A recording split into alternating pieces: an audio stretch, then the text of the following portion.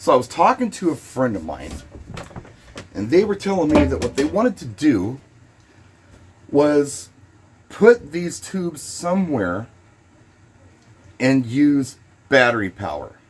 So what if we were to attach this to the base and put that lens on top of the can? We would essentially have a full battery powered tube we could put wherever we wanted, and we wouldn't have to worry about a USB cable or a power pack. We have the classic glow tube with the coin in it. On the right, we've got a glow tube, and we're using a can to power it. What you're looking at here are glow tubes from Ape Labs. I've had them since right when COVID started. I think they're a really neat solution for people who are looking to add light to an event. Let's say it's outdoors and there's nothing to reflect light off of. These are pretty cool. They can create a wash and some nice ambience. They're lightweight, they're easy to assemble, and pretty simple, really. This is all it really is. This is the base of it right here. And what you have here is essentially a coin with a 10-degree lens on it, but it also has a little collar on it. See that collar? See, I can screw this off here, and you can see that's just a regular ape coin, and it's attached on the bottom with a little screw. If you look at the bottom of the coins, they got a little screw hole, see? So you just screw that thumb screw into the coin, and you pop this sucker on here. Just screw it on. I can line it up good enough to screw it on here. There we go. Then you take one of these tubes right here, and you can put it right there. That's the first part of how the tube works. The second part, if you want to extend it, would be an additional tube with a female to female collar on it. Put that on top of this tube right here, and then you cap it all off, sorry, with a cap. So this cap just goes right here on the top of the tube, and voila, you've got, I think they call them XLs or something like that. They're the longer tubes. You can get shorter ones and longer ones. This is the longer one with the extension on it. So I was talking to a friend of mine, and they were telling me that what they wanted to do was put these tubes somewhere and use battery power. Well, there's a couple of different ways you can do this that I've found, because this is USB powered. All coins are just USB powered. You plug them into, like, whatever your phone has, like a little wall thing, USB power. And then you can run an extension cord, which I have here. One of these guys right here, a USB extension cord to, make it longer or whatever. But if you've got multiple tubes and you want to go battery powered, one thing that you can do, and I'll show you right here, is use a battery pack that's set up for like a phone or something. So you can just plug this in right here. This USB, one-handed, a little clumsy, sorry about that. And there you go, it's running, battery powered, no problem. But let's say you don't have one of these, or you have a whole bunch of tubes like my friend had.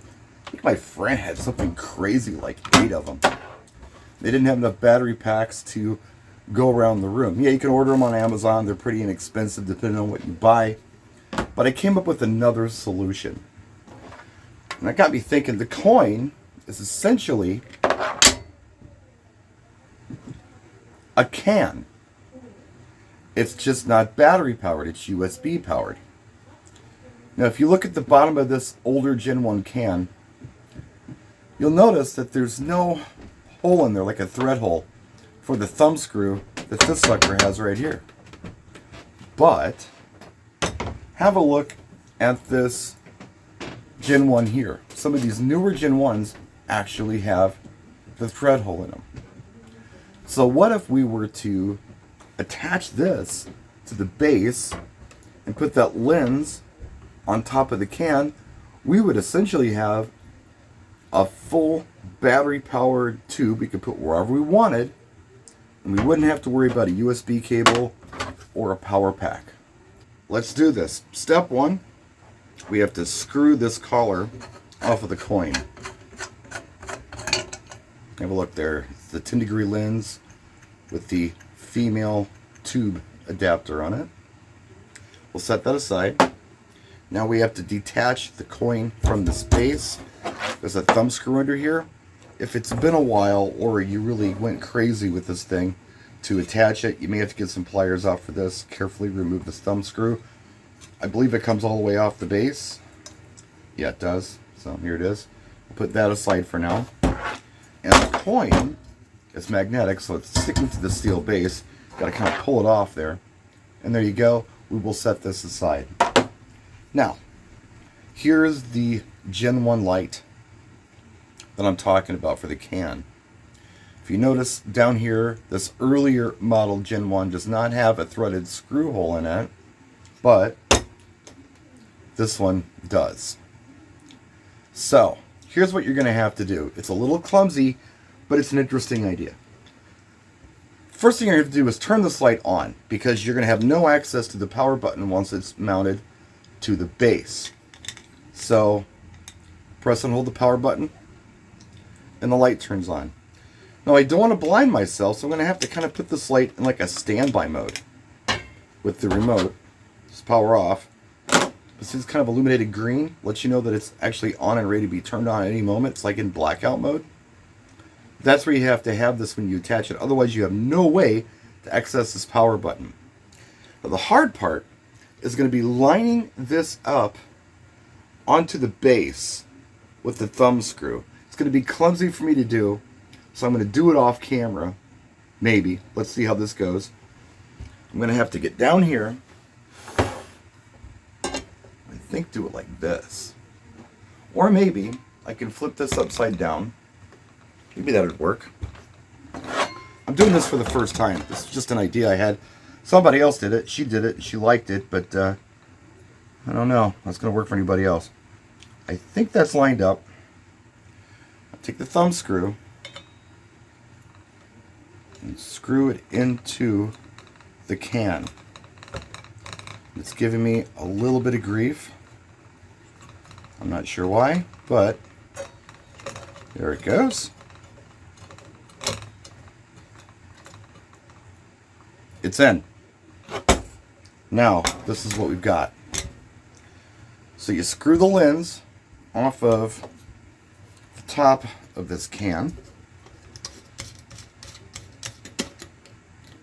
Put that aside. And screw the adapter lens on top of the can. Should fit. And looky there, it totally fits. Alright, now let's put a tube on here and see what it looks like. I've got a ceiling height issue here, but let's give it a try. Take the remote and look at that. Let's go ahead and put it all together and see what it looks like. So on your left here, we have the classic glow tube with the coin in it. On the right, we've got a glow tube, and we're using a can to power it. What's different? Well, you can see we've got about a 6-inch height difference, because, you know, the can has some length to it. There's no light down here, but that doesn't matter too much, I don't think. The collars, you can see, are much higher on this one than they are on this one, because you get about 6 inches more in height. And I think that height's more important going up than it is going down. So it's almost floating a little bit. But there's a cool solution for you. If you've got cans and you've got glow tubes and your cans have the threaded bottom on it, you can do this too. Maybe they'll start selling it like this. I don't know. Just the tubes to adapt them to your cans. It's a little clumsy to screw the can onto the base one-handed. It just is. If you've got two hands, I'm sure you'll manage it better, but you got to line it up. And it would be really cool if there was an access hole on the bottom of these plates to turn your cans on and off. And something else to keep in mind. If you're running Gen 2 cans, they're going to be much brighter than what you see here. And that goes same for the Gen 2 coins. Anyway, that's it. Just an idea for you. Some creative stuff that, I don't know, maybe you can try at home if you've got the cans and the tubes. Worked for my friend, maybe it'll work for you. We'll see you next time. Thanks for watching, practice, and enjoy.